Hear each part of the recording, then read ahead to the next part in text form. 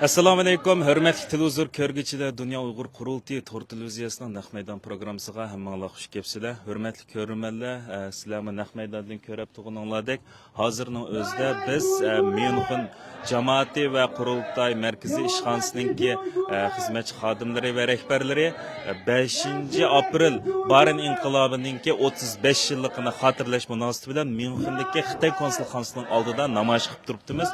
O'xshash shaklda bugun va atida dunyoning har qaysi yerlaridagi muhojiratga Uyg'ur qarindoshlarimiz va Uyg'ur tashkilotlarimiz Xitoy konsulxonasining oldida har xil shaklda namoyishlar va o'zlari turishli davlatlardagi shu davlatningki sharoitiga asosan nazr chiroqlar va xotirlash faoliyatlari, duo tilovatlar, xatmi Qur'onlar ilib berilmoqchi va ilib berilyotdi. Bularning hammasini tafsiliy shaklda sizlarga dushanba kundagi kundalik xabarlar programmamizda tafsili berishga tirishimiz. Hurmatli ko'rurmanlar, yanimda Dunyo Uyg'ur qurultiyining raisi Turg'unjon Alovuddin apandim turibdi. İbaytun sizlarning ko'rganinglardek bu namoyishda so'z qilgan bo'ldi. Men mikrofonimni hozir rais apandiga uzatmoqchi. Xo'sh, hurmatli Turg'unjon apandim, siz İbaytun bu namoyishda bu 5 aprel Barin inqilobining 35 yillik munosabati bilan shu yerdagi Zeydun Yusuf boshchiligidagi qahramon Uyg'ur qarindoshlarimizningki o'zining nechasi kuchlik va ko'p bo'lgan Xitoy tajovuzlariga qarshi olib qolgan nihoyatda shonliq kurishini, jihodini yaxshi anlatib o'tgan bo'ldingiz. Endi bu ko'rmanlarimiz bilan bu 5 aprel Barin inqilobining 35 yillik munosabati bilan ko'rmanlarimizga nima deyishni xohlaysiz va o'xshash vaqtda dunyoning har qaysi yerlarida qanday shakllarda mushu Barin inqilobining 35 yilligini xotirlash munosabati bilan qanday programmalar o'tkazilyapti va o'tkazilmoqchi? Mush haqlarda ma'lumot bergan bo'lsangiz. Rahmat. Bugun degandek Barin inqilobining, ya'ni bizning yaqinqi tariximizda bizning Barin shahidlarimizning, qahramonlarimizning o'zining hech qachon Xitoy hokimiyatiga bo'ysunmaydiganligi, ya'ni Xitoy hokimiyatini qabul qilmaydiganligi va o'zining mustaqil davlatini qurib yashaydiganligini va shunga ishonadiganligini isbotlagan bir kun. Yani 1990 yılı 4. ayının 5. günü Barin'da bizim yaşlarımız kollarına kural elip Xitoy hakimiyetiga karşı özünün kahramanlık ruhini ve özünün müstakillikka bo'lgan intilishini ve erkinlikka bo'lgan arzusunu ifadeleş için o'ttirg'i chiqqan. Yani bu şehitlerimiz özünün sani az buluşuğa qaramay yana özüden neçe hisse, neçe 10 hisse köp bo'lgan hem şu vaqtning o'zida zamonaviy qurollangan mushu Xitoy askarlari, yani Xitoy jallotlari bilan 5 keç gündüz to'xtamay, harmay kurashgan. Bu bizning tariximizda, yani dünya tarixidami ko'rilib boqmagan zo'r bir qahramonlik, bir ruh. Yani bundak ruh elbette bizning milletimizde var. Şunun için milletimizden hiç kaçan bu Xitoy hakimiyetinin qo'lida bundak şekilde, yani ırkıy qirg'inchilik bilan yoki assimilyatsiya siyosati bilan yo'qolib ketmaydiganligini isboti. Degandek bugungi kunni xotirlash bizning chet ellarda yashayotgan bütün Uyg'urlarning, Sharq Turkistonliklarning albatta bu kunni xotirlash va shu kuni shahid bo'lgan shahidlarimizning ruhiga duo qilish va ularning ish izlarini xotirlash bizning majburiyatimiz. Shuning uchun Dunyo Uyg'ur qurultiyi bu haqda chaqiriq e'lon qilgan. Bütün dünyada Uygurlar, bazı devletlerinin hemisi de namoyish uğurlaştırış ve namoyish qilish imkoniyati bo'lmagan devletlerde toplashib, xatmi Qur'on qilib, ularning ish izlarini so'zlash orqali va ularga duo qilish orqali shu shahidlarimizga bo'lgan hurmatini bildirish va undan boshqa muxbirlarni kutib olish yig'ini o'tkazish degandek har xil shaklda bu Barin şehitlerini eslash faaliyetleri dünyanın hem yerde yani bugün başlandı bana bu yine devamlaşıdı. Bu şekilde özümüzden barın şehitlerine boğan hürmetimizni ve ulanın kahramanlık ruhidin bizden ilham edip chet elde davamızda texmu yuqori pallada taki vatanimiz mustaqil bo'g'ichilik izchil turda to'xtamay har xil qiyinchiliklarni yengib o davamız için hürmetli görünmeler hazır sizlerge şu München'den Xitay konsulxanasının aldıdan naq meydan tarqib turibdimiz. İbaytım dep ötkinimdek o'xshash vaqtda bugun ve ertesi günlerde dünyanın her qaysi yerlerdeki Uyghur qarindoshlarimiz ve Uyghur teşkilatlarımız bu faaliyetini her xil şekillerde hatırlab o'tkazmoqchi.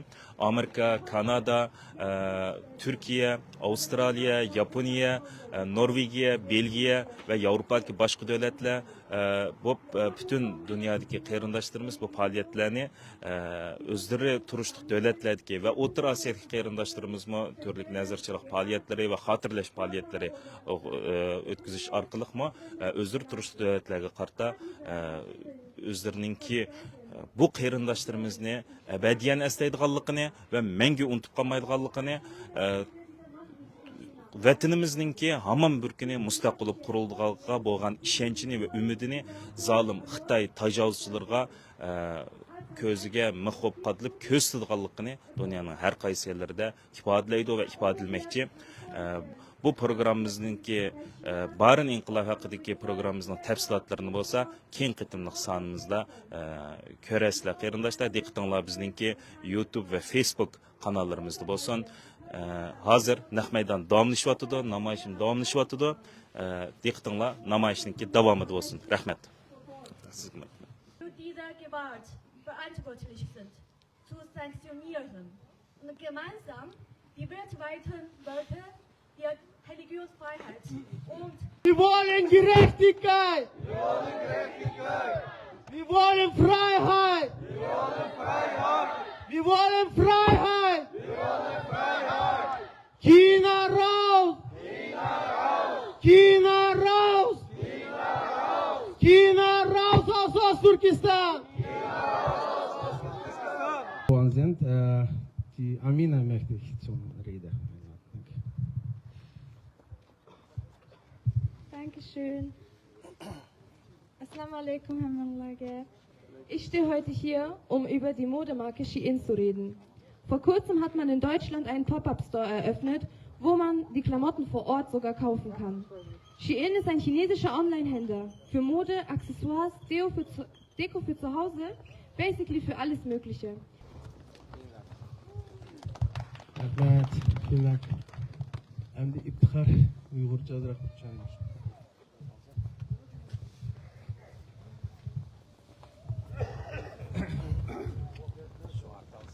Ovozim yaxshi chiqyapti deb o'ylayman.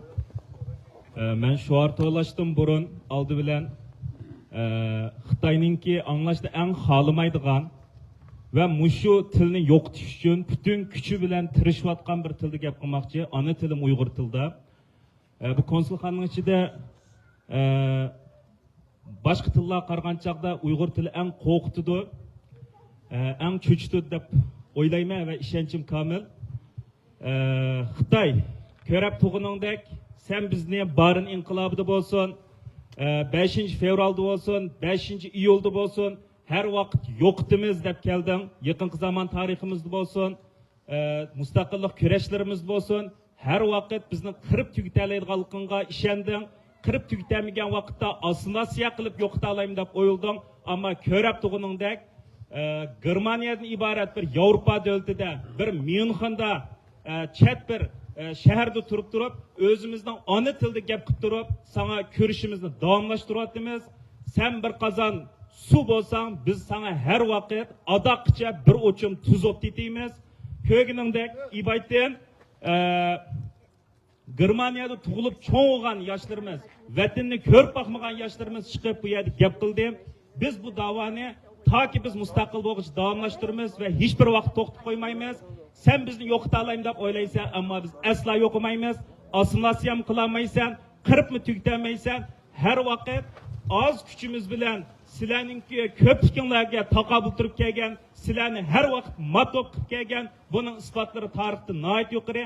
Eng oddiysin deb o'tsak, İBAYT raisimiz Turg'unjon Aloddin apandimiz deb o'tgandek 5 aprel Barin inqilobida 500 nafar bir Uyg'ur o'zlari yasab olgan qurollar bilan, zamonninki oxirida qolib qolgan qurollar bilan o'zining nechasi kuchlik va qatma-qat jiq bo'lgan sizinki zamonaviy qurollar bilan qurollantirgan askarlaringga qarshi necha kecha kunduz kurash qildi, jihad qildi va şehit bo'lguncha bu kurashni davomlashtirdi.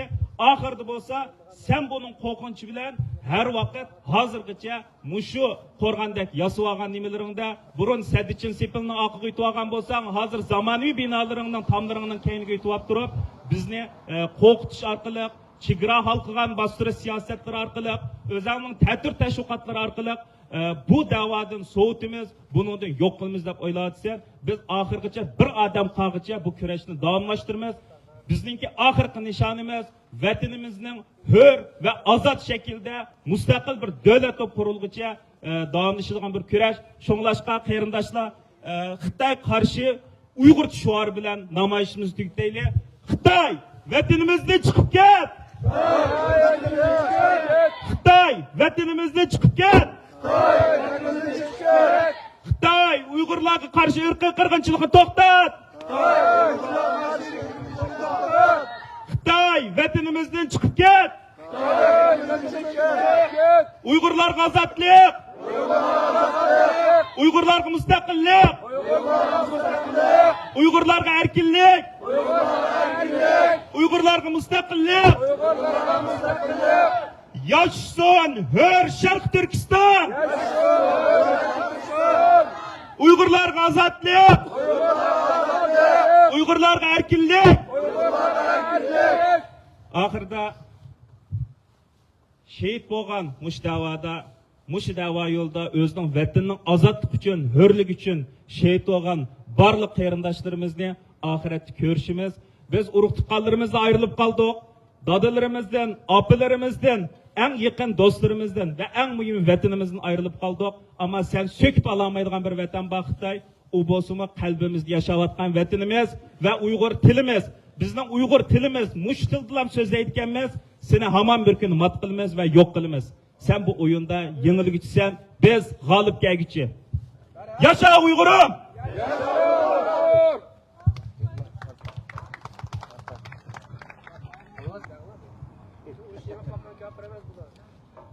Aziz qarindoshlarimiz, bugun mana Barin şehitlerine bo'lgan o'zimizning milliy qarindoshlik va diniy qarindoshlik burchimizni, vatandoshlik burchimizni bir qisminin bo'lsa ado qilgan bo'ldik.